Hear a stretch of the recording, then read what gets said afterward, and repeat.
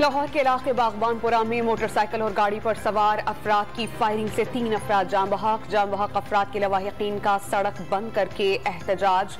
IG Punjab ने वाक़े का नोटिस ले लिया। CCPO लाहौर से रिपोर्ट तलब।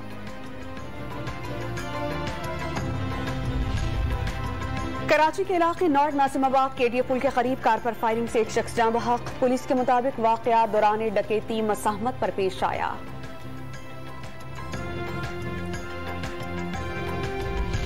कंदकोट में 1.5 माह कबल अगवा होने वाला 3 साला बच्चा बाजियाब, 2 मुल्जिमान गिरफ्तार। पुलिस के मुताबिक 3 साला जुनैद को तहसील तंगवानी के मदरसे महल्ला से अगवा किया गया था।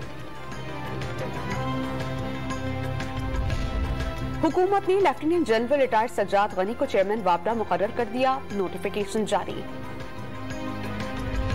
और स्वात के इलाके मैंगोरा और गिरदनवाह में रात गए, बारिश से मौसम खुशगवार।